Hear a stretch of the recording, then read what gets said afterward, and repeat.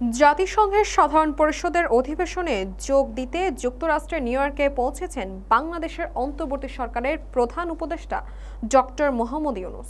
স্থানীয় সময় রোজ সোমবার রাত 10টা 16 মিনিটে নিউ ইয়র্কের এফ কেনেডি আন্তর্জাতিক বিমানবন্দরে পৌঁছান তিনি। বিমানবন্দর থেকে সরাসরি তিনি ম্যানহাটনের গ্র্যান্ড হায়াত হোটেলে গিয়েছেন।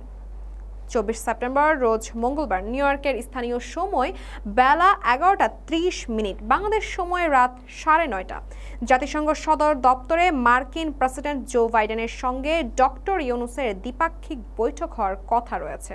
এর আগে বাংলাদেশ সময় সোমবার ভোর 5টা 10 মিনিটে কাতার এয়ারওয়েজের একটি ফ্লাইটে ডক্টর ইউনূস নিউ ইয়র্কের উদ্দেশ্যে রওনা দেন। তার সফর সঙ্গী হিসেবে নিরাপত্তা কর্মী এবং গণমাধ্যম কর্মী সহ মোট 57 জন ছিলেন। সফরকালে তিনি ইউরোপীয় কমিশনের প্রেসিডেন্ট, নেদারল্যান্ডস, পাকিস্তান, নেপাল ও যুক্তরাষ্ট্রের পররাষ্ট্রমন্ত্রী সহ উপাচার্যের নেতাদের সঙ্গে বৈঠক করবেন। ডক্টর ইউনূস আগামী 27 সেপ্টেম্বর জাতিসংঘ সাধারণ অধিবেশনে ভাষণ দেবেন। গত 5 আগস্ট ছাত্র জনতার গণ অভ্যুত্থানের পর প্রধানমন্ত্রী শেখ হাসিনা পদত্যাগের ফলে বাংলাদেশের রাজনৈতিক প্রেক্ষাপটে পাল্টে যায় এবং ডক্টর মোহাম্মদ ইউনূসের অন্তর্বর্তী সরকারের প্রধান উপদেষ্টা হিসেবে দায়িত্ব নেন। শেখ হাসিনা সরকারের পতনের পর যুক্তরাষ্ট্রে বাংলাদেশকে নতুন উচ্চতায় নিতে কাজ শুরু করেছে। এই বৈঠকটি দেশের ভবিষ্যৎ সম্পর্কে এবং সহযোগিতার ক্ষেত্রে এবং অগ্রাধিকারগুলো নিয়ে আলোচনা করার একটি গুরুত্বপূর্ণ সুযোগ হিসেবে দেখা হচ্ছে। পররাষ্ট্র মন্ত্রণালয়ের মতে দেশের শীর্ষ পর্যায়ে এই বৈঠক দীর্ঘ 25 বছর পরে হচ্ছে।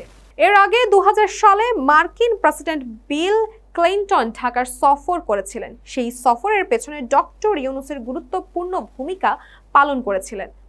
বিশ্লেষকদের মতে ডক্টর ইউনূসের সঙ্গে মার্কিন প্রেসিডেন্টের বৈঠক কেবল বাংলাদেশের জন্য গুরুত্বপূর্ণ নয়, এটি যুক্তরাষ্ট্রের বিশ্ব মঞ্চে বাংলাদেশের প্রতি সমর্থনদের প্রতীক।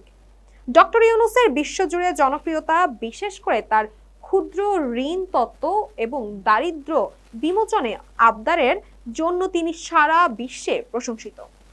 এবার জাতিসংঘের অধিবেশনে তিনি এক নতুন ভূমিকায় হাজির হচ্ছে, যা বৈশ্বিক অঙ্গনে বাংলাদেশের অবস্থানকে শক্তিশালী করবে।